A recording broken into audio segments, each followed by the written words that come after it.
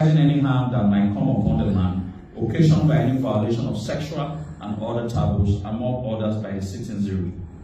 They exact a high price for their services from the guilty in the form of prescribed fines. The reigning Oba of Benin, Omonoba Eredeawa, has recently created Amowie, a rulership for the Ora people, chosen from amongst themselves in response to the prayers of the clan. The Nota Edos of Besako and Agogo Edo. Oba Izoduwa was born with a malformed dentition. There are so many artworks that people see. There's a particular artwork that the Oba has a malformed dentition, like a protruded mouth. So that's Oba Izoduwa. So they're referring, that shows Oba Izoduwa. Oba Izoduwa was born with a malformed dentition. He had a supernumerary teeth in both the upper and lower jaws, which tended to interlock with the mouth closed.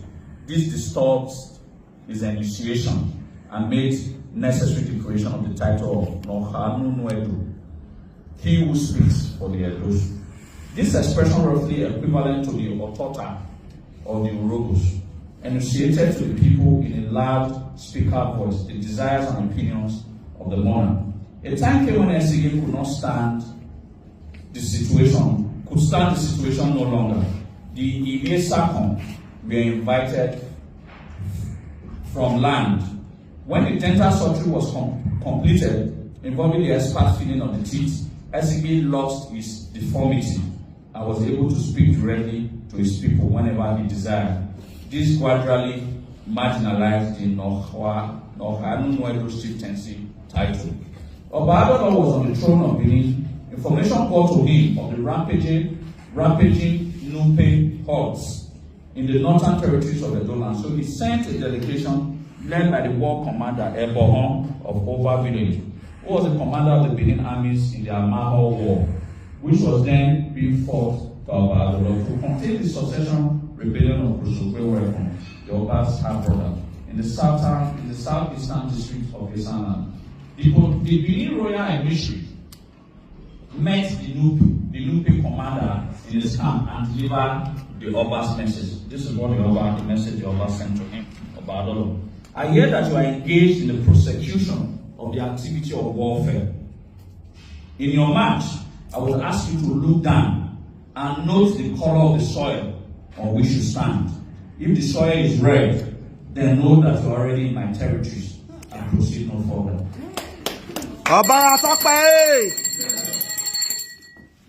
I hear that. Accompanying this message was a gift of an impressive number of kegs on gunpowder. The Aralaman, which the Benin calls the Nupe, the Aralaman commander looked down where he stood and saw that the soil was red. He then looked at the impressive array of the kegs of gunpowder from Benin, and his military mind sized up the situation. He accepted the gift, turned his richly caparisoned horse around, and moved his army back towards the north, to other pastures nearer home. Other relations with our people in 1 o'clock, like the Galas, who we share a very strategic relationship dating back to the very foundation of our existence. Then at 3 o'clock, we have the Benins, the Anosha, the Oshimilis, and the Kas. We don't want to go through much on that. The several controversies surrounding these very unique people have spawned tremendous academic debates as to the origin of these people. The main component of the conference is to continually look into issues of the authentic history of the great Benin descendants amongst the amalgamated Anion people. Then we'll look at the 4 o'clock, Benin and Urogo/the Isoko. These large groups of people who form a sizable portion of the Delta people of Nigeria ethnically belong to the Edo stock. It is thought that they migrated from Benin during the general insecurity of the Republican period in Benin City, between the end of the reign of the last Orisho and the coming of Oromion, son of the Benin exile prince, that is at the end of the first millennium and about 1,000 years ago. The Urogo called the Benin people Aka, a word which features in the names of some very ancient quarters in the city. There is Ogbelaka, the quarters of the royal musicians adjacent to the palace itself, and almost forming a part of it is the Ogbenalaka, where Oba Ikengoda retired to 200 years ago, when he abdicated the throne because of old age in favor of his beloved son Osifo. who later became Oba Obanoshat of Benin. The rivulets, a tributary of the Oba River, which exclusively supplied drinking water to the Benin's palace for centuries, was also called Ezenaka, the Aka stream. When a satisfactory explanation becomes available for this Urhobo name for the Benin people, some light will be thrown on a few more aspects of the common history of the two people that remains obscure at the present.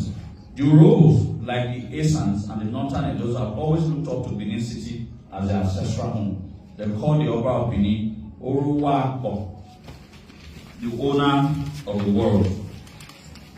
Before the British colonized this part of the world 90 years ago, the word was to the Urhobo Akporoba, the Oba's world.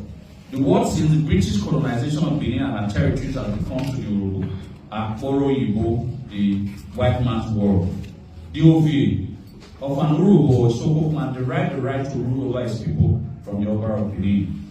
The underpinnings of this authority were in the Benin palace until he received the order from Benin. He could not order the execution of any of his subjects. In the second decade of the 20th century, after the restoration of the monarchy in Benin following the death of Oba Aboramen in Calabar, the British political officers of the Warri and Benin provinces had a busy time dealing with the difficulties that arose regarding the many newly installed EVA of Urhoboland. I think that's the plural of it. EVA of Urhoboland. Each of these EVA desired to obtain the ritual sanctioning by the new Oba of Benin of his accession to the throne of his fathers. But this would have meant allowing a purely traditional matter to cross the British-made political boundaries of the Warri and Benin provinces. The residents of Warri province felt that the kind of leisure of subordination of Warri to the Benin province, moreover, it detracted from the British-derived authority given to the Ishekiri chief, Dore Norman, to exercise traditional political authority over the whole of Warri province. During this time, the EVA were firmly discouraged by the Warri colonial official from further looking up to Benin.